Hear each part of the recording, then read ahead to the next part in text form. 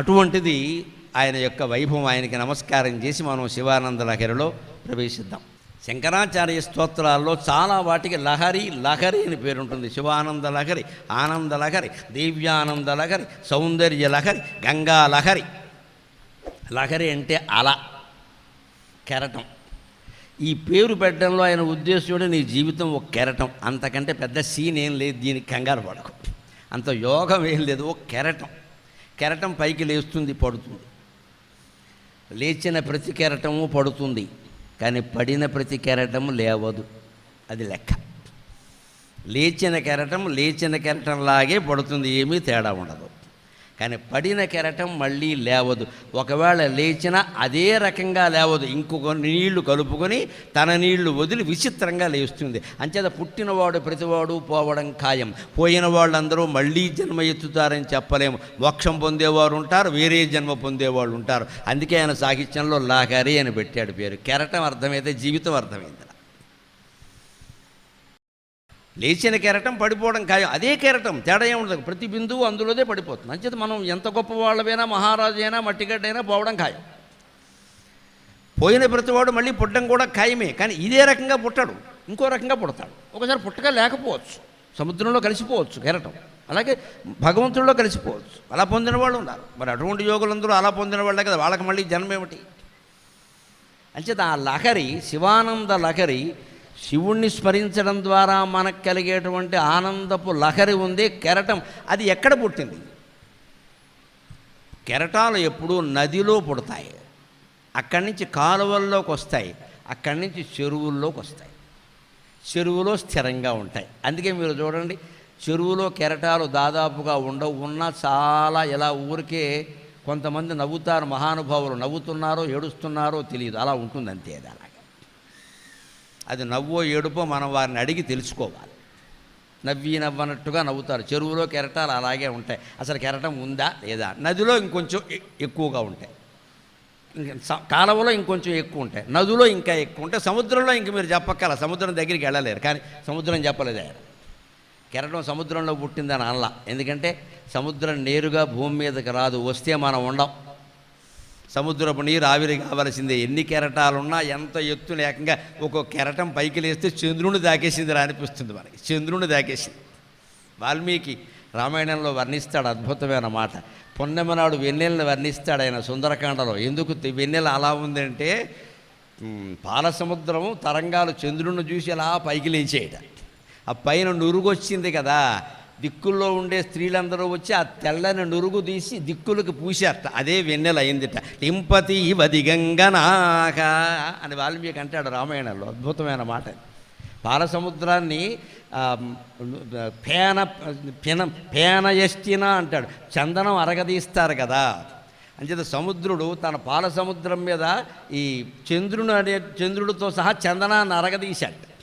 అరగదీస్తే నురుగు వస్తుంది కదా పైకి, మంచి గంధం. అది వచ్చిందట. అది తరంగాగ్రై పినష్టీవ తరంగాగ్రై లింపతీవ దిగంగనాక. కెరటాలతో ఇలా నూరుతూ ఉంటే, మంచి గంధాన్ని నూరినట్టుగా నూరుతూ ఉంటే మంచి గంధం వచ్చిందయా. మంచి గంధం వచ్చిన కొద్దీ తెలుపు రంగు కనిపిస్తూ ఉంటుంది. అలాగ నురుగు కనపడుతోంది. ఆ నురుగు ఎంత ఎత్తుగా ఉంది అంటే చంద్రుణ్ణి తాకుతున్నట్టుగా ఉంది, ఆకాశాన్ని తాకుతున్నట్టుగా. అంటే ఆ నురుగే ఆకాశంలో వెన్నెలగా మారింది అంటాడు వాల్మీకి రామాయణం సుందరకాండలో. అలాగా లోకమంతా వ్యాపించిన వెన్నెల ఎక్కడదంటే అక్కడదే కదా. అందుకని సముద్ర తరంగాలు ఎత్తుగా లేస్తాయి, కానీ అవి మళ్ళీ నదిలోకి రావు, ఆకాశానికి వెళ్ళిపోవాలి, సూర్యుడి చేత ఆవిరైపోవాలి, మేఘాలుగా మారాలి. అప్పుడు మళ్ళీ చినుకులా రాలాలి, వాగులా సాగాలి, వంకలా సాగాలి, నదిలా పారాలి, కాలువలా అలా రావాలి. అందుకని లహరి సముద్రంలో పుట్టిన లహరి అని ఆయన అనలేదు. పైగా సముద్రంలో పుట్టిన కెరటం ఉప్పగా ఉంటుంది, ఆయన కవిత్వం ఉప్పగా ఉండదు, తీయగా ఉంటుంది. కవిత్వంలో ఎప్పుడు కవిత్వం అంటేనే ఊహ, కానీ ఆ ఊహలో ఔచిత్యం ఉండాలి, ఊహకి తర్కం ఉండాలి, లాజిక్ ఉండాలి. కవిత్వం అనగానే గాలిలో మాటలు కాదు. నువ్వు ఊహ మాట్లాడు, ఏదైనా ఊహించు, తప్పు లేదు. ఆ ఊహ ఎలా సరవుతుందో లోకంలో ఉదాహరణతో నువ్వు నిరూపించాలి. వెన్నెల అలా వ్యాపించి ఉంది కాబట్టి, కెరటాల మీద నురుగు వెన్నెల్లాగే ఉంది కాబట్టి వాల్మీకి ఈ నురుగే అక్కడ వ్యాపించింది అన్నాడు. అంటే ఇది తెలుపు అది తెలుపు, ఒక కారణం కనపడుతుంది. కారణం లేకుండా ఊహిస్తే కుదరదు. అంచేత కవిత్వం ఎలాగో అబద్ధమే, కానీ సకారణమైన అబద్ధం అది. అది అందమైన అబద్ధం, సకారణమైన అబద్ధం. అందుకే శంకరాచార్య స్వామి లహరి సముద్రం నుంచి పుట్టింది అనలేదా అని. మా లహరి నదిలో పుట్టిందండి. శివానంద లహరి నదిలో పుట్టింది. ఏ నదిలో పుట్టింది? గళంతి శంభో త్వచ్చరిత సరితగా కిల్బిష రజోదళంతి గళంతి శంభో త్వచ్చరిత సరితగ కిల్బిష రజోదళంతి ధీకుల్యా సరణిషు పతంతి విజయతాం దిశంతి సంసార భ్రమణ పరితాపోపశమనం వసంతి మచ్చేతో హ్రదభువి శివానందలహరీ. ఎప్పుడు కవిత్వం బాగుండాలంటే భావం బాగుంటే సరిపోదు, భాష కూడా బాగుండాలి. భావాన్ని వ్యక్తం చేయడానికి సరైన పదాలు వాడాలి, కొట్టు పదాలు వాడకూడదు, అర్థమయ్యేలా ఉండాలి. అర్థం అవ్వడం కోసం తేలిగ్గా వాడేయకూడదు, రసవంతంగా ఉండాలి. చాలా కత్తి మీద సాము కవిత్వం రాయడం అంత తేలికైన విషయం కాదు. ఆయన కవిత్వం ఎలా ఉంటుంది అంటే అర్థం, భావం ఎంత బాగుంటుందో శబ్దాలు అంత బాగుంటాయి. గళంతి దిశంతి పతంతి దళంతి అన్నీ ఇలాగే ఉంటాయి. గళంతి శంభో త్వచ్చరిత సరితక కిల్బిష రజో దళంతి ధీకుల్యా సరణిషు పతంతి విజయతాం దిశంతి సంసార భ్రమణ పరితాపోపశమనం దిశంతి సంసార భ్రమణ పరితాపోపశమనం వసంతి మచ్చేతో హ్రదభువి శివానందలహరీ. శివానందము అనేటువంటి కెరటం ఎక్కడ పుట్టిందంటే శంభో ఓ పరమశివ త్వచ్చరిత సరితక నీ కథ అనే నదిలోంచి పుట్టింది. త్వచ్చరిత సరితక నీ ప్రవర్తన, నీ దయ, నీ కరుణ, నీ జీవితం అనేటువంటి నదిలోంచి నా స్తోత్రం పుట్టింది. శివుడే లేకపోతే స్తోత్రం ఎక్కడది? ఇందులో వర్ణించేదన్నీ ఆయన లీలలే కదా. అంటే ఆయన అంటూ ఒక ఆయన ఉండి ఆయన జీవితం ఉంటే, ఆయన కథలన్నీ పురాణాల్లో ఉంటే వాటిని తీసుకుని ఈ స్తోత్రం రాశారు ఈయన. అంటే నీ చరిత్ర లేకపోతే, నీ జీవితం లేకపోతే ఈ కావ్యం లేదయ్యా. అంచేత నీ చరిత్ర అనేటువంటి నదిలోంచి ఈ శివానంద లహరి పుట్టింది. నదిలో పుట్టింది, కాలవలో గడుతుంది. అందుకే దానికి చెబుతున్నారు ఇక్కడ దళం గళంతి అక్కడి నుంచి ప్రవహించింది. త్వచ్చరిత శంభో త్వచ్చరిత సరితగా కిల్బిష రజో దళంతి. ఎప్పుడు నీటి అల మన్ని తడిపిందనుకోండి, వెంటనే ఒంటి మీద ఉండే మట్టి పోతుంది కిందకి. అంతేగా స్నానం చేయగానే కెరటాలు నదిలో స్నానం చేయగానే, నదిలో స్నానం చేసినా చెరువులో స్నానం చేసినా ఒంటి మీద ఉండే మట్టి వెంటనే పోతుందిగా. అందుకే వారానికి ఒక్కసారి ఖచ్చితంగా స్త్రీ పురుష భేదం లేకుండా ఇప్పుడు సాఫ్ట్వేర్ వాళ్ళు సహా ఎంత బిజీగా ఉన్నా సరే ఏదో ఒక రోజు వీలైతే సోమవారం పెట్టుకోండి, శివుడికి పరమ ప్రీతి, ఖచ్చితంగా శిరస్నానం చేయాలి. దాన్ని తలంటు పోసుకోవడం అంటారో మామూలుగా నీళ్ళు అంటారు, ఏదో ఒకటి మీ అవకాశాన్ని బట్టి చేయండి, మొత్తం మీద మానేయకండి. ఒక్కరోజైనా చేయాలండి, వారానికి ఒక్కరోజు. అది శివస్మరణ చేస్తూ చెయ్యాలి. అప్పుడు శివుడికి అభిషేకం చేసినట్టు లెక్క, నువ్వు స్నానం చేసినట్టు కాదు. ఇక్కడ నేను షవర్ బాత్ షవర్ ఎన్ని బాతులు చేసినా ఒకటే. ఆ షవర్ ఆకాశగంగా అనుకోవయ్యా, కింద నిలబడిన నువ్వు శివుడే అనుకోవయ్యా, అయిపోయా. నమ శివాయ నమ శివాయ నమ శివాయ అంటూ స్నానం చేస్తే మనం స్నానాల గదిలో శివుడికి అభిషేకం చేసినంత పుణ్యమమ్మ, అనుమానం ఏం లేదు అందులో. భావన ముఖ్యం. హిందూ సంస్కృతిలో భావన ముఖ్యం, ప్రదేశం ముఖ్యం కాదు, సమయం అసలే ముఖ్యం కాదు. అలాగని ప్రదేశం సమయం పాడు చేయమని ఉద్దేశం కాదు అక్కడ. దానికి అంత ప్రాధాన్యం ఇవ్వకు. ప్రదేశం ముఖ్యమే కానీ అంత ప్రాధాన్యం వద్దు, ఎంత ఇవ్వాలో అంతే. దేనికి ప్రాధాన్యం ఇవ్వాలి? భావనకి ఇవ్వాలి. నీ భావం ఏమిటి? నువ్వు బంగారపు భవనంలో ఉన్నా సరే, బాత్రూంలో ఉన్నా సరే, నీ భావన ఏమిటి? నీ భావన ఎక్కడుందో నువ్వు అక్కడ ఉన్నావు. Where your mind there you are. అనుమానం వెళ్ళా. మన శరీరం ఉన్న చోట మనం లేవు. మన మనస్సు ఎక్కడుంటే అక్కడ ఉంటాం. మనకి ఇక్కడుండి కూడా ఇక్కడ వినకుండా ఇంటి దగ్గర ఏమైపోతుందో తాళం వేయడం మర్చిపోయాం వచ్చా అనేవాడు ఎక్కడున్నాడు? తాళం దగ్గర ఉన్నాడు, ఇక్కడ లేడు. నేను ఎంత వాగినా ఒకటే. వాడు వినడు, పక్కన ఉండే పళ్ళాన్ని విన్నవడం. నువ్వు చెప్పలేదని గోకెత్తూ ఉంటాడు. ఇక్కడ అధవతాళం ఉంటే ముందు పోతే పోయింది ఉంటుంది, విన్నవడం. ఇది తాళం మీద ఉన్న దృష్టి ఇక్కడ.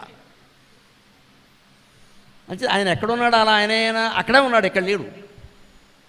వాళ్ళు ఇంటి దగ్గర ఉండి కూడా గరికపాటి వారు ఏం చెప్పేస్తున్నారో మనం వెళ్ళలేకపోయాం, వెళదామని కూడా అంటే వాడు ఎక్కడ ఉన్నట్లు లెక్క, అక్కడ ఉన్నట్టు కాదు. ఎందుకంటే ఇవాళ అయితే రేపైనా వింటాడు, ఉందిగా ఓ బుల్లి పెట్టే రేపు వింటాడు, అదో సౌకర్యం వచ్చిందిగా. అంటే నీ మనస్సు ఎక్కడుందో అక్కడ నువ్వు ఉన్నావు, కానీ శరీరం ఉన్న చోట ఉన్నట్టు కాదు. అంటే శరీరంతో పాటు మనస్సు కూడా ఉంచాల్సిన బాధ్యత మనది.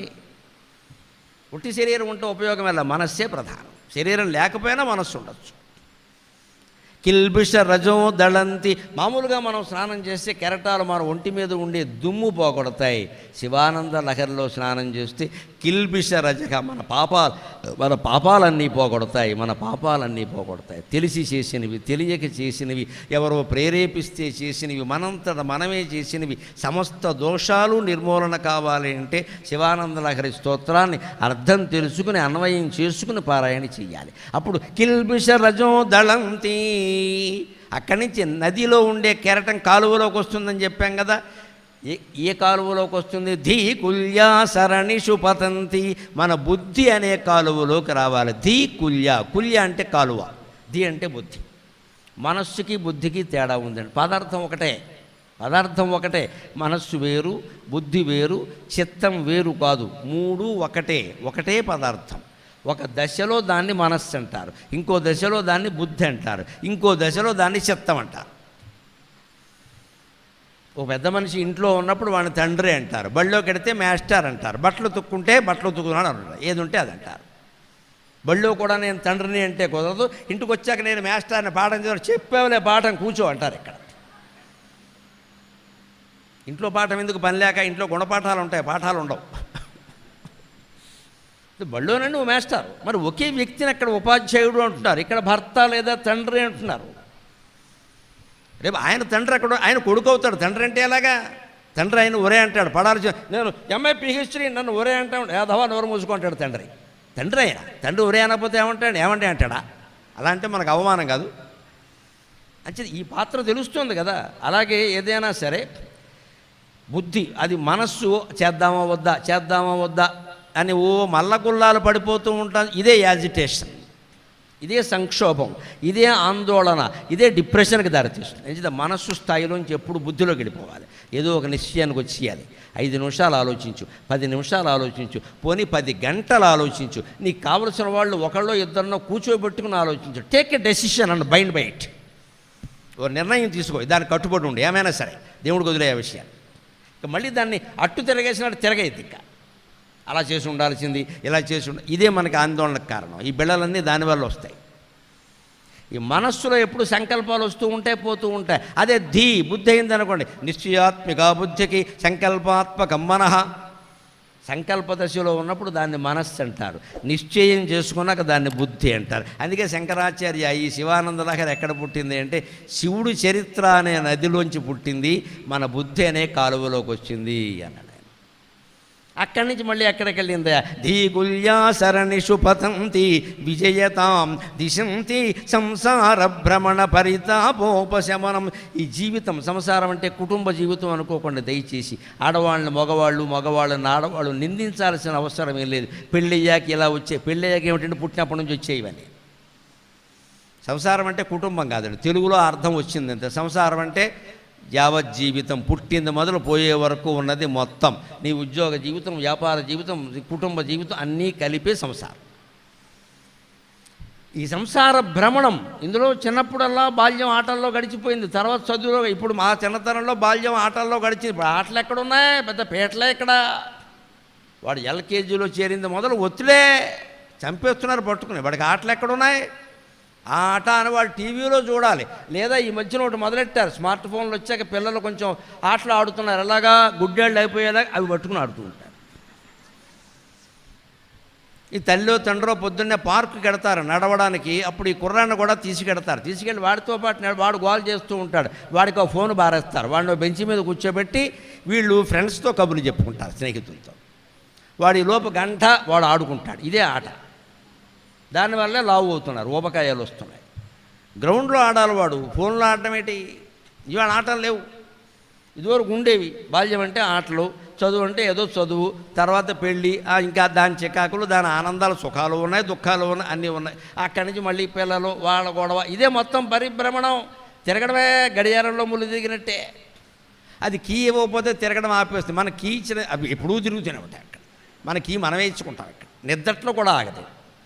అది కనీసం బ్యాటరీ మార్చే పని అయినా దానికి. దీనికి బ్యాటరీ మార్చేది కూడా లేదు, ఏకంగా బ్యాటరీ పోవడమే. 99 ఏళ్ళు ఉండి రేపో మాపో పోవడానికి సిద్ధంగా ఉన్నవాడు కూడా మంచంలో కూర్చొని ఏమిటో ఇంకా జంతికలు తినాలని అనిపిస్తుంది. ఇప్పుడు 99 ఏళ్ళకి జంతికలు తిని ఏం చేస్తావయ్యా? తిన్నవన్నీ తిన్నావు కదా, కుటుంబాలు కూడా మింగేసావు కదా, ఇంకా జంతికలు తినాలా? ఆ భ్రమలు పోవండి. ఆ వయస్సులో కూడా ఇంకా ఏదో తినాలి. ఇంకా తినేం చేస్తావు కూడా, అరగట్లేదు తిన్నది.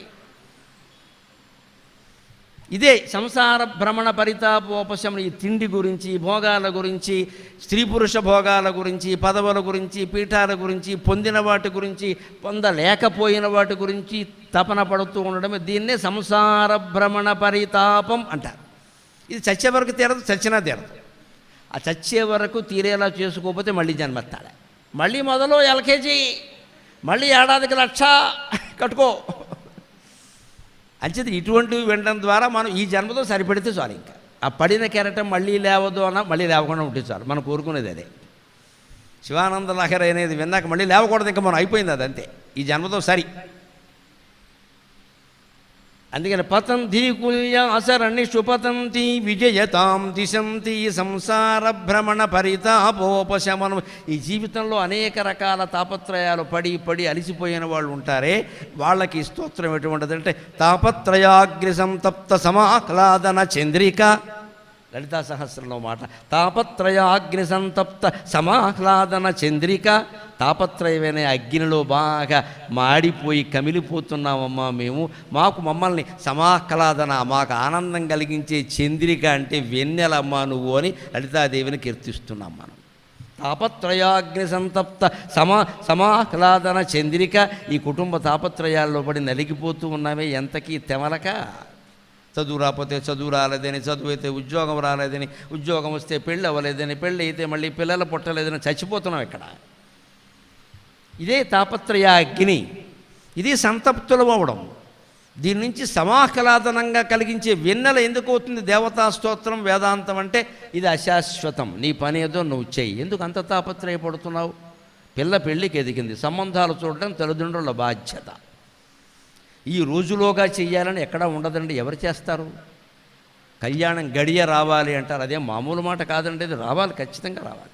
కళ్యాణం వచ్చినా కక్కు వచ్చినా ఆగదంటారు. అంత పచ్చిగా చెప్పారు మనవాళ్ళు. వాంతి వస్తే ఎవరన్నా ఆపుకుంటారు? ఎక్కడో అక్కడికి వెళ్ళి వాంతి అయిపోవలసిందే.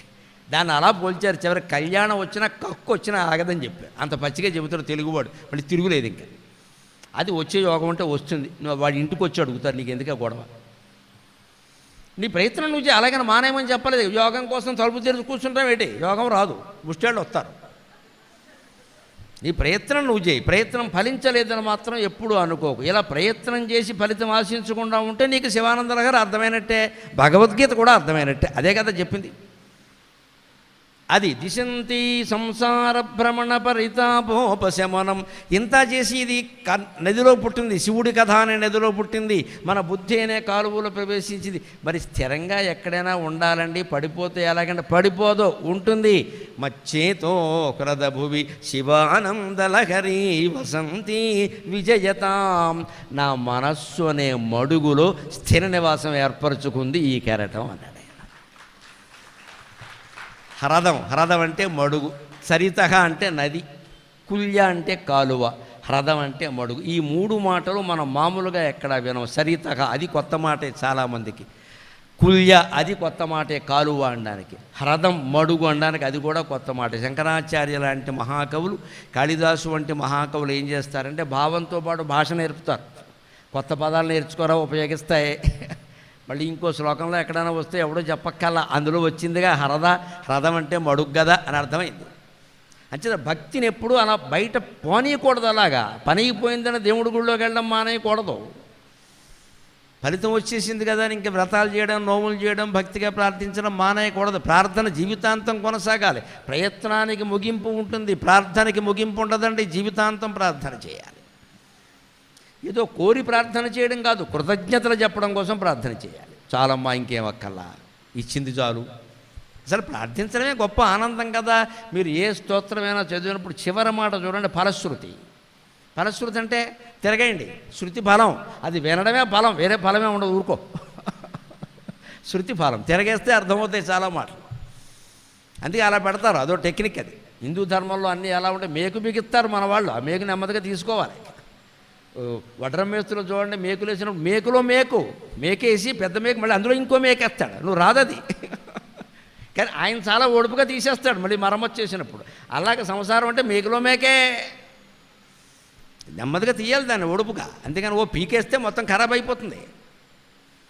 అలాగ భక్తిని మన అవసరాలు తీరిపోగానే వదిలేయకూడదు. చేతో క్రద భువి వసంతి భువి శివానందలకరీ.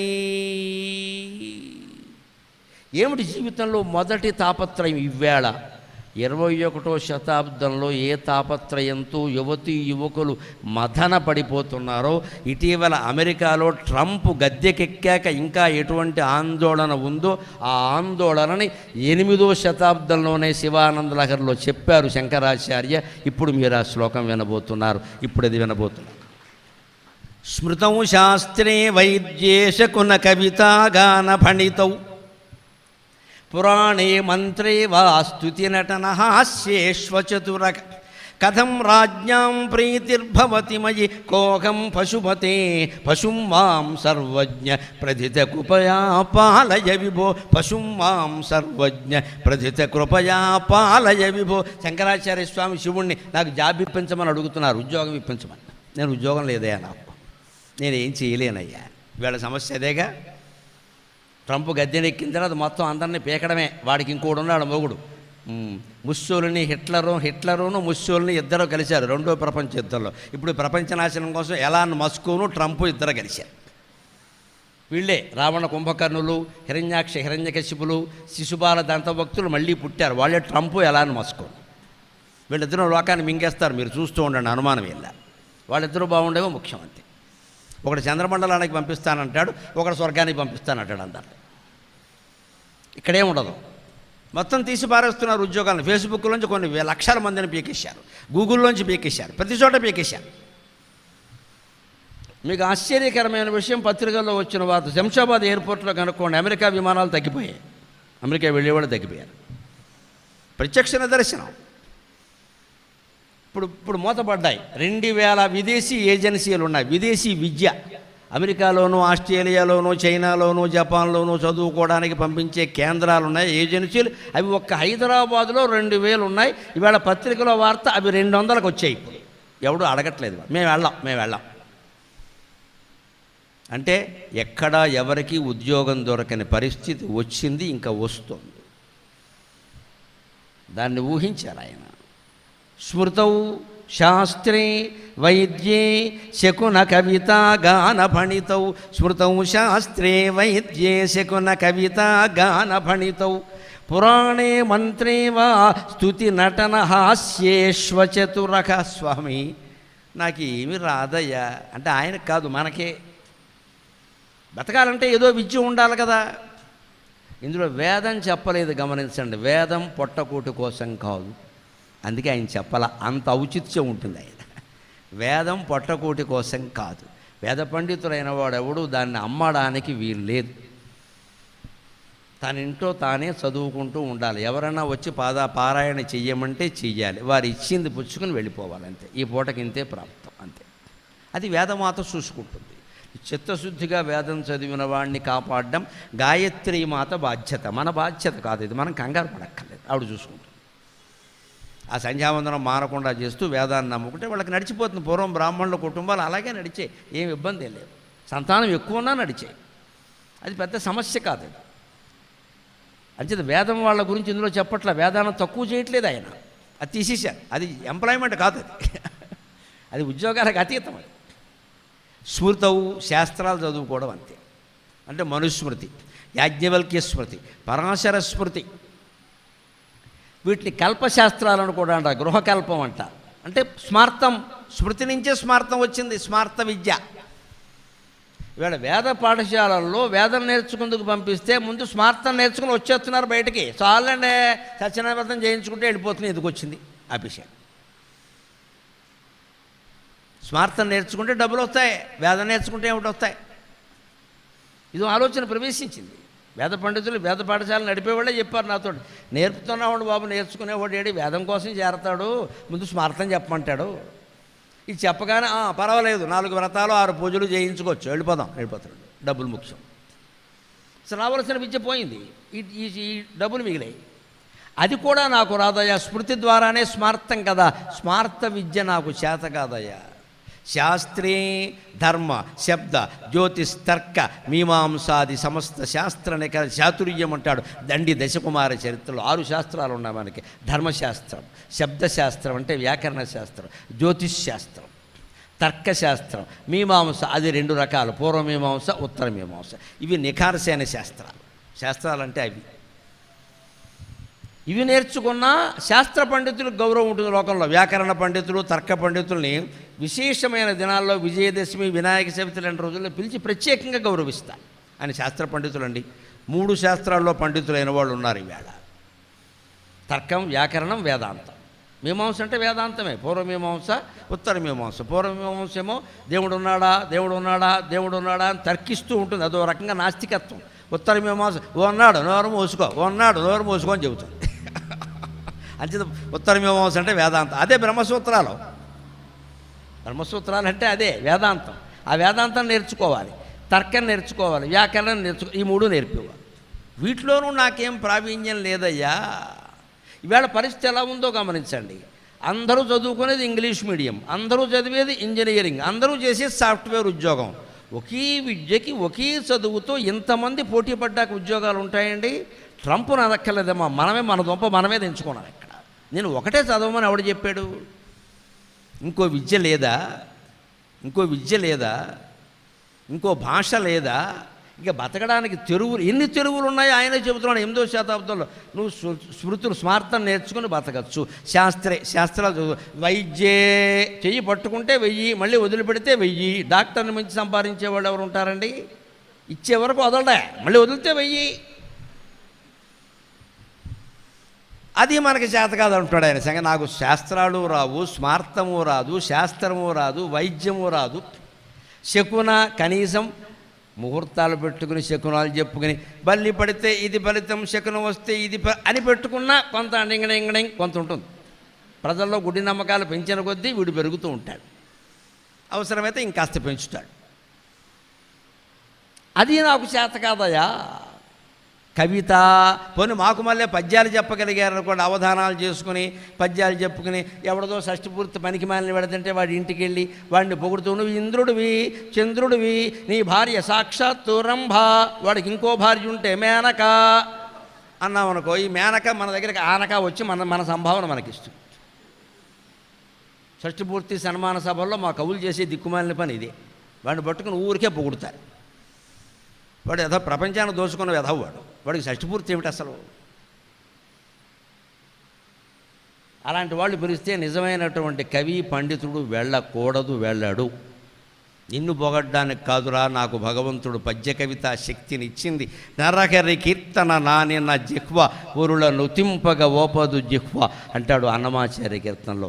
భగవంతుడిని కీర్తించడానికి మనం ఉపయోగించిన పద్య కవిత్వాన్ని పనికి మాలిన వాళ్ళని కీర్తించడానికి ఉపయోగించకూడదండి ఎప్పుడు కూడా. వాడు ఇచ్చేదంతా చచ్చేదంతా. భగవంతుడిని నమ్ముకుంటే అన్నీ వస్తాయి. ఇవాళకి మీతో మాట్లాడే సమయానికి 11,229 పద్యాలు రాశాను. అందులో మానవాధములను కీర్తించే పద్యాలు లేవు, భగవంతుడివే ఉన్నాయి. ఏదో చిన్నతనంలో మొదలైనప్పుడు మొహమాటానికి 25 ఏళ్ళు 30 ఏళ్ళు 40 ఏళ్ళ వయస్సులో ఏమన్నా రాసినా 2012 తర్వాత నేను నిర్ణయించుకున్న మానవుడు అన్నవాడిని ఎవరిని పొగడద్దు, పరమేశ్వరుని తప్ప. అంతే. శత్రుత్వం వచ్చినా మంచిదే, నేను రాను. నువ్వు షష్ఠపూర్తికి పిలువు, సన్మానానికి నాకు అనవసరం, నీకు షష్ఠపూర్తే అనవసరం, నా పద్యం అంతకంటే అనవసరం. అలా ఎక్కడికి పడితే అక్కడికి వెడితే మన గౌరవాలు పోతాయండి. గణపతి సన్నిధిలో మాట్లాడడం, పనికిమాలిన వెధవల సన్నిధిలో మనం మాట్లాడకూడదు. మాటకు విలువ ఉండాలి. ఎప్పుడు మౌనం వల్ల మాటకి శక్తి పెరుగుతుంది. ధ్యానం వల్ల మనిషి మాటకి ఆకర్షణ పెరుగుతుంది. మాటలు బాగుండాలి, మాటల ద్వారా మనం 4 రూపాయలు సంపాదించుకుని సుఖంగా ఉండాలంటే వెనకాల మౌనంగా ఉండాలి, ధ్యానం చేయాలి. మౌనంగా ఉంటే మాటకి శక్తి పెరుగుతుంది. ధ్యానం చేసామనుకో ఆకర్షణ కూడా పెరుగుతుంది. కొన్ని వేల మంది కూర్చొని వింటారు, ఎవడు పిలిచాడో తెలియదు, అంతే, నీకు సంబంధం లేదు, వింటారు, వెళ్ళిపోతారు. ఎక్కడి నుంచి వస్తుంది? ఈ వ్యక్తి శక్తి కాదు, అది వెనకాల ఉండే ధ్యాన శక్తి. నమ శివాయ, నమో నారాయణాయ, శ్రీమాత్రే నమః, అలా ఏదో ఒక నామాన్ని మానకుండా ఇంట్లోనే కూర్చొని జపిస్తూ ఉంటే వాడిని ఎక్కడెక్కడ తిప్పాలో అమ్మవారు తిప్పుతుంది. ఆవిడ బిడ్డను ఎక్కడ తిప్పాలో ఆవిడకి తెలియదా, చూసుకుంటుంది. ఆ నమ్మకం ఉండాలి. అప్పుడు ఎవరిని ఆశ్రయించాల్సిన పని లేదు. ఇక్కడ కవిత్వం చెప్పడం చేత కాదయ్యా, పోనీ నాకు ఇంత కవిత్వం చెప్పినా అని అంటున్నాడు. 153 రచనలు చేశాడు ఆయన, అంటున్నాడు అన్నమాట. మన కోసం అనమాట, ఆయన కోసం కాదు.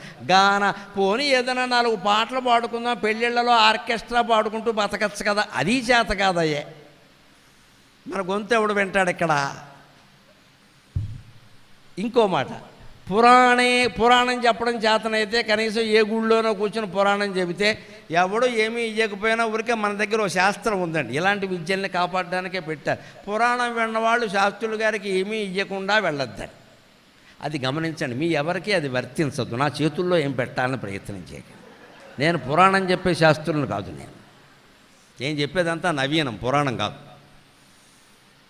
నేను చైతన్యం తీసుకొచ్చే మనిషిని తప్ప ఊడికే పురాణం పద్యాలు పాడుకునేవాడిని కాదు. ఇక్కడ నా చేతుల్లో ఎవ్వరు ఏం పెట్టద్దు, నేను పుచ్చుకోను. కార్యకర్తల దగ్గర తప్పితే ఏం పుచ్చుకోను. నేను మీ నుంచి కోరేది ఒక బిచ్చగాడిలాగా కోరేది ఒకటే, నేను చెప్పిన ఈ 3 రోజుల మాటల్లో మీకు నచ్చినవి ఆచరించండి. ఆచరణ అనే భిక్ష నాకు ఇవ్వండి చాలు, ఇంకేం అక్కర్లేదు. కానీ ఆ శాస్త్రం గొప్పది, ఎవరు పెట్టారు? ఎందుకంటే మరి వాళ్ళు బతకాలి కదా. గుళ్ళో ఏదో భాగవతం చదువు, పాపం మొత్తం అంతా చెప్తాడు, పైగా అలా చదువుకుంటూ పోతాడు, ఎవడు వెనకపోయినా సరే. ఏదో చెప్తాడు, ఓ ముసలాళ్ళో ముక్కాళ్ళో ఓ 3-4 కూర్చుంటారు, ఫోన్లే అని కూర్చుంటాడు ఆయన. ఏదో వెళ్ళేటప్పుడు వాళ్ళు 25 రూపాయలు ఇస్తే ఆ పూట కుటుంబం వెళ్ళిపోతుంది. అది కూడా చేత కాదు. ఆ పురాణే మంత్రేవా, కొందరు మంత్రాలతో బతికేస్తున్నారు ఇవాళ టీవీల్లో. దయచేసి గ్రహించండి. మంత్రశక్తిలో అలా చేసేవాళ్ళు టీవీలో ప్రకటన ఇవ్వడం. టీవీలో ఇచ్చాడంటే వాడు మంత్రవేత్త కాదు, అదే లెక్క. ఇంక మీరు వేరే ఆధారం అక్కల. టీవీలో నా మంత్రం వల్ల తగ్గింది అన్నాడంటే వాడు పనికిమాలిన వాడే, వాడికి మంత్రం తెలియదు. నిజంగా మంత్రశక్తి ఉన్నవాడు గొప్ప శక్తి, అది అనుమానం ఏం లేదు, మంత్రం పనిచేస్తుంది. కానీ వాడు టీవీలో కనపడ్డాడు. ఎక్కడో వాడి ఇంట్లో వాడు ఉంటాడు, ఎవరికో ఆపద వచ్చినప్పుడు ఉపయోగిస్తాడు. వారి ద్వారా మనకి తెలుస్తుంది, మనం వెళ్ళచ్చు. వారు జపం చేస్తారు, తగ్గుతుంది, అనుమానమేం లే. కానీ టీవీలో చేసేవాడు పడతా కదా. అందుకే మీకు టీవీలో లెక్క ఏమిటంటే పైన జపం అంటాడు, కింద సామాన్లు అంటే పై సామాన్లు కింద దొరుకును అంటాడు. అది విడిదే షాపు. విజయవాడలో 1 నెంబరు, విశాఖపట్నంలో 1 నెంబరు, వల్లకాట్లో 1 నెంబర్ ఇస్తాడు. ఎక్కడ ఖాతా పోవడానికి ఇంతమందితో ఖాతాలు పెట్టుకుని ఫోన్లు మాట్లాడేవాడు మంత్రవేత్త ఎలా అవుతాడండి? మన అజ్ఞానం. కానీ వాడు మంత్రజపం చెయ్యాలా వద్దా? ఎక్కడ చేస్తున్నాడు? నువ్వు ఫోన్లు మాట్లాడుతుంటే సరిపోయా. ఇక మామూలు ఫోన్ కాదు, పెద్ద చిప్ప, ఆండ్రాయిడ్ పెద్దరాయిడ్ ఫోన్ ఉంటుంది వాడి దగ్గర. ఎంత మోసం చేయాలంటే అంత పెద్ద ఫోన్ ఉండాలిగా. కనీసం నాకు మోసం చేద్దామన్నా అచ్చేద్దామని ఆ మంత్రాలు కూడా రావా అంటున్నాడు. నా మంత్రం నో యంత్రం అని అంత వినయంగా చెబుతున్నాడు ఆయన మన గురించి. నాకు పురాణే మంత్రేవా స్తుతి, పోనీ ఎవరినో పొగిడి పబ్బం గడుపుకుందామంటే వందిమాగదుల్లా బయలుదేరుతామంటే అది కూడా నాకు తెలియదు. నాట్యం చేయడం, నటన చేయడం కూడా, నాటకాలు వేయడం, సినిమాల్లో యాక్షన్ చేయడం కూడా తెలియదయ్యా. హాస్య చతురోక్తులు చమత్కారాలు ఉంటే అందరూ సంతోషిస్తారు, ఏదో 10 రూపాయలు ఇస్తారు. అలా జోకులు చెబుదామన్నా నా వల్ల కాదయ్యా.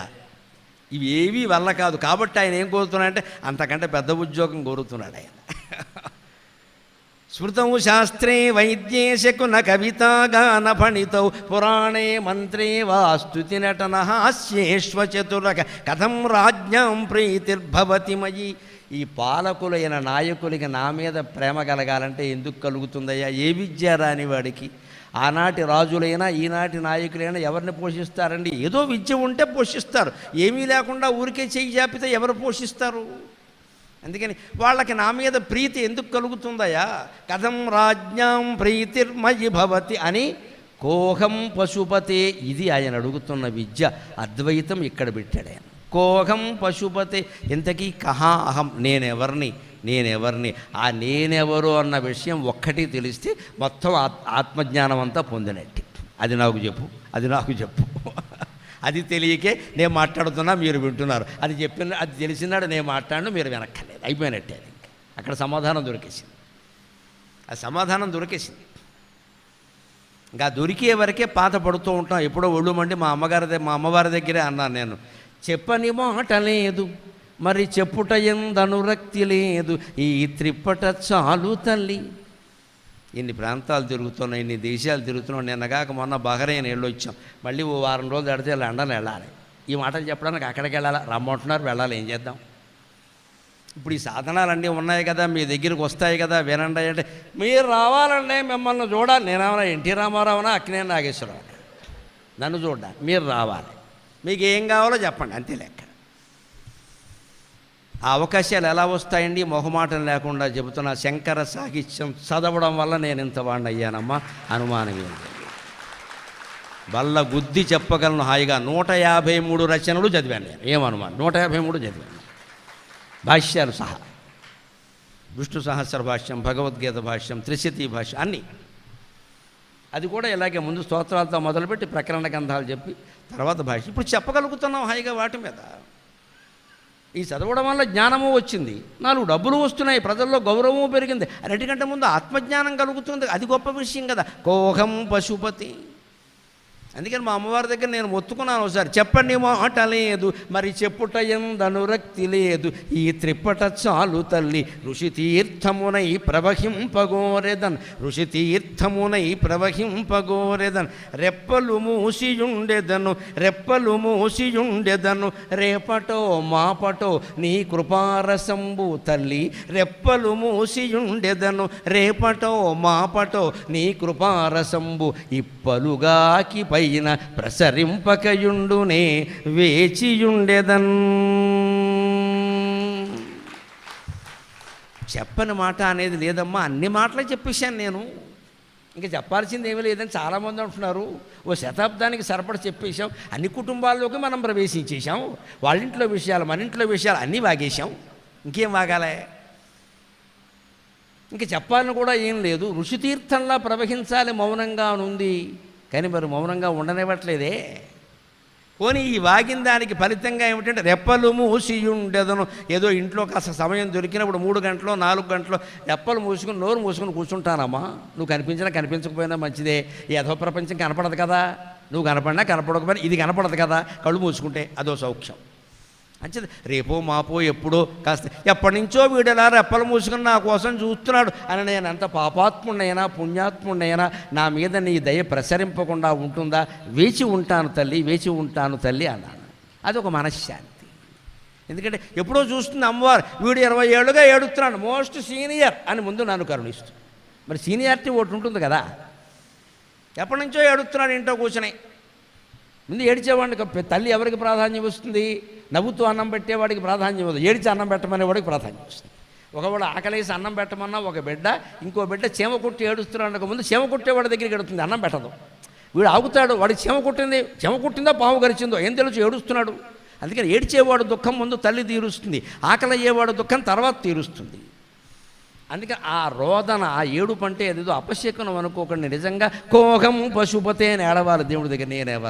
నేనెవరినయ్యా ఆ ఒక్కటి తెలియనప్పుడు ఇంక ఈ విద్యలన్నీ అనవసరం కదా. కోహం పశుపతే ప్రభు క్రోహం పశుపతే కథం రాజ్ఞాం ప్రీతిర్భవతి మయి. కోహం పశుపతే పశుమాం సర్వజ్ఞ ప్రతిత కృపయా పాలయ విభో. అటువంటి పశువులాగే ఏమీ తెలియకుండా, ఏ నైపుణ్యమూ లేకుండా దొరికిన అడ్డమైన గడ్డి మేస్తూ బతుకుతున్న నన్ను పశుపతివైన నువ్వు కాపాడకపోతే ఎవరు కాపాడతారయ్యా అన్నారు. పశుపతి అనే పేరు మరో దేవుడికి లేదు, పరమశివుడికి తప్ప. అంచేత మనం పశువులం, ఆయన పశుపతి. పశువు అండ అవమానమా సన్మానమా? అందులో ఓ రహస్యం ఉంది. పశువు అంటే దూడ, ఆవు ఏదైనా అవుతుంది కదా. పశుపాశ విమోచన్యై నమః. పశుపాశ విమోచని లలితా సహస్రంలో మాట. పశువుకు ఉండే పాశాన్ని విడదీస్తుంది ఆవిడ. విడదీయడం మంచిదా, పాశం ఉండడం మంచిదా? పశువుకి ఉండడం మంచిది, మనిషికి కూడా కొంతవరకు మంచిదే. కానీ కొంత దూరం వెళ్ళాక ఆ పాశం తెగిపోవాలి, తప్పదు. ఎందుకంటే పశువును దూడని రైతు కట్టేస్తాడు, పాశంతో కట్టేస్తాడు. ఎందుకు కట్టేస్తాడు? దాని మేలు కోసమే. కట్టేయలేదనుకోండి, ఆవుకి తెలుసు ఏది తినచ్చు ఏది తినకూడదు, దూడకి తెలియదు. ఇవాళ పెద్దవాళ్ళకి తెలిసి ఉండొచ్చు ఇంట్లో ఆహారమే తినాలి అని. యువతరానికి తెలియదు, తెలిసినా ఉపయోగం లేదు, వాడు బయటే తింటాడు. పైగా వీళ్ళ కోసం వాళ్ళని కూడా రమ్మంటున్నారు ముసలాడికి దసరా పండగ. అమ్మ నువ్వు కూడా రా, ఏం అక్కడికి తల్లి మీద ప్రేమ, నువ్వేం కష్టపడతావు వంట చేసి, నువ్వు కూడా రా, వెళ్ళిపోదాం మినర్వా కేఫ్ చట్నీస్ బ్రహ్మాండంగా ఉంటుంది. నాకు తెలిసిన 2 కంపెనీలు చెప్పాను, వాళ్ళతో నాకేం సంబంధం లేదు, మేము ఎప్పుడైనా పెడితే వెళ్ళేది అవే. అందుకే నువ్వు కూడా రాండగానే పాపం ఈ తల్లి, మా బిడ్డ నేను వంట వండుతుంటే చూడలేదు, వాడు ఫ్యాషన్ వాడితే నేను కూడా తగలబెట్టాడు బట్టికి. అక్కడికి వెళ్ళి బిర్యానీ మొత్తం ఇది ఇంకా పన్నీర్ పాలక్, పన్నీర్ బాలక కన్నీరు ఇవన్నీ వస్తాయి. ఇక్కడ పాలు పనిగట్టుకుని విరగొట్టడం, జున్నుకిని తయారు చేయడం, దాంతో పాలకూర మెంతికూర వాడి తలకాయ కూర అన్నీ కలపడం, దాన్ని మనం లొట్టలు వేసుకుంటూ తినడం. ఎంత గొప్ప సమాజంలో ఉన్నామో. అసలు విరిగిన పాలతో పదార్థం తయారవ్వడం ఏంటి, దాన్ని మనం తినడం ఏంటంటే దరిద్రం కాకపోతే. అది ఇప్పుడు గొప్ప డిష్, అది ఆరోగ్యం హుష్ ఈ డిష్ అంతే. పాలతో చేసిన పదార్థం వేరు, పాలు విరగొట్టి పనిగట్టుకుని విరగొట్టి దాని అంతా విరిగితే జున్ను అవుతుంది, అది వేరే, దాని రుచి వేరే, దాని వైద్యంలో కూడా పనికొస్తుంది జున్ను. కానీ పాలు అలా కాదు కదండి.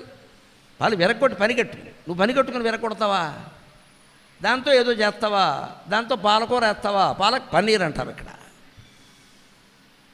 అది రొట్టెలు వేసుకుని తింటున్నాం మనం ఇక్కడ. అందుకని చెబుతున్నారు, ఇదే మనకు అర్థం కావట్లేదయ్యా విషయం. పశుపతి అంటే దూడ కూడా ఇలాగే వదిలేసామనుకోండి, ఏదో గడ్డి మేసేస్తుంది, దానికి లోపల కడుపునే పోస్తుంది, అది చెప్పుకోలేదు, మూగజీవి. అందుకని రైతు ఏం చేస్తాడు, ఆవుని తాడుతో కట్టిన వాడు దూడని తాడుతో కట్టమే కాదు, మూతికి కూడా ఓ బుట్ట కడతాడు. వాడు వచ్చి గడ్డి పెడతాడు, అంతవరకు తినద్దు, లేకపోతే ఏదో తినేస్తుంది. కానీ గమనించండి, ఆవుకు కానీ దూడకు కానీ కట్టుకొయ్యకి కట్టేసినా సరే దానికి స్వేచ్ఛ ఉందా లేదా? ఇష్టం వచ్చినట్లు తిరగడానికి స్వేచ్ఛ లేదు, కానీ ఆ పరిధిలో తిరగడానికి స్వేచ్ఛ ఉంది. అది ఆ తాడు పొడుగ్గా కడతాడు ఎప్పుడు, అంతేగాని కట్టుకొయ్యకి సరిగ్గా పేక్క ముడేసి కట్టేడు ఊరేసి, అలా చచ్చిపోతుంది. అది కొంత పొడుగు ఉంటుంది. అంటే దానికి ఏం చెబుతున్నాడో రైతు, ఇది ఎంత గుండ్రంగా ఎలా తిరుగుతుందో అంతవరకు తిరుగు, అది దాటి మాత్రం వెళ్ళకు. ఆ రకమైన పద్ధతిలో పిల్లల్ని పెంచగలిగితే పిల్లలు అద్భుతంగా ఉంటారండి, అనుమానం లేదు. పశుపాశ విమోచనే అనే మాట జీవితానికి ఎంత ఉపయోగపడుతుందో ఆలోచించండి. పిల్లల్ని అలా పెంచాలి. మేము పశువులవా అని అనద్దు, అందరూ పశువులే, ఆయన పశుపతి. ఉంటుంది, పిల్లలకి స్వేచ్ఛ ఉంటుంది. ఎంతవరకు ఉంటుంది? ఒక పరిధిలో ఉంటుంది. 6 అయింది, ఇంటికి రావాల్సిందే, ఆడపిల్లైనా మగపిల్లలు, ఎంత కారణం చెప్పాల్సిందే. ఫ్రెండ్స్ పార్టీ కూర్చునే చెల్తా, అలా కుదరదండి, అలా వదిలేస్తున్నారు ఈవేళ. మా అమ్మాయి మీద మాకు నమ్మకం, వాడికి ఇంకో ఆ అమ్మాయికి ఇంకో బాయ్ ఫ్రెండ్ మీద నమ్మకం ఉందమ్మా, నీ మీద నమ్మకం లేదు, ఏం చేయమంట? మా అమ్మాయి మీద నమ్మకం ఉంది, ఇదో షోకుమాట ఇక్కడ, అహంకారం అంటారు దీన్ని. ఇక్కడ నమ్మడం ఏంటండి? 16 ఏళ్ళ అమ్మాయిని 17 ఏళ్ళ అబ్బాయిని నమ్ముతారు మీరు? మోసపోవడం అంతకంటే ఏం లేదు. ఏం నమ్ముతారు? ఏం తెలుసు అని నమ్ముతారు? 40 ఏళ్ళ వాళ్ళని నమ్మడానికి లేదు ఇక్కడ. నా 16 ఏళ్ళ వాళ్ళని ఏం నమ్ముతారండి? ఒక కన్నీసు ఉంచాల్సిందే, ఓ తాడు కట్టాల్సిందే, అందులోనే స్వేచ్ఛ ఉండాల్సిందే. నువ్వు వెళ్ళు, కానీ 6ంటికి వచ్చేయాలి, రాత్రి తిరగడానికి వీల్లేదు. నాకు చెప్పాల్సిందే, నేను అవసరం ఫోన్ ట్రాకింగ్ పెట్టేస్తా, ఎక్కడున్నా వచ్చేవలసిందే. అలా అలవాటు చేస్తే చిన్నప్పటి నుంచి అలాగే ఉంటారు, వదిలేస్తే పోతారు. అంటే కట్టడం అనేది మనకి బంధనం అనిపించిన, దానివల్ల మేలు జరుగుతుంది కదా. మేలు జరగడం కోసం బంధిస్తే తప్పే ఉందండి. అంచేది భగవంతుడు మనకి జన్మ ఇచ్చి, జన్మ కోసం తల్లిని తండ్రిని అక్కల్ని చెల్లెల్ని భార్యల్ని భర్తల్ని పిల్లల్ని ధనాల్ని కనక వస్తు వాహనాలని అనే బంధనాలు ఇచ్చాడు, నిజమే. కానీ వీటన్నిటి సారం నువ్వు తెలుసుకుంటే విముక్తి దొరుకుతుంది, మోక్షం పొందుతున్నావు. అంచేది ఈ బంధనాలు మంచిగే కదా, చెడ్డకెందుకు అయ్యాయి? నువ్వు వినియోగించుకో. ఒక్కొక్క బంధం మనకి పాఠం నేర్పుతుంది, ఒక్కో బంధం గొప్ప బంధం గుణపాఠం కూడా నేర్పుతుంది. ఎలా ఉండాలో కొన్ని బంధాలు చెబుతాయి, ఎలా ఉండకూడదో కొన్ని బంధాలు చెబుతాయి. మొత్తం మీద ఇద్దరు గురువులే, నమశివాయ. నువ్వు నేర్చుకుంటే చాలు, నువ్వు నేర్చుకుంటే చాలు. అంటే వారికి నమస్కారం, వీరికి నమస్కారం. ఎలా ఉండాలో వీరు చెప్పారు, ఎలా ఉండకూడదో వారు చెప్పారు, కాబట్టి అయ్యాం. అంటే పశుపాశ విమోచని చాలా గొప్పవాడు. అందుకే పశుమాం సర్వజ్ఞ ప్రథిత గోపజా పాలయ విభో.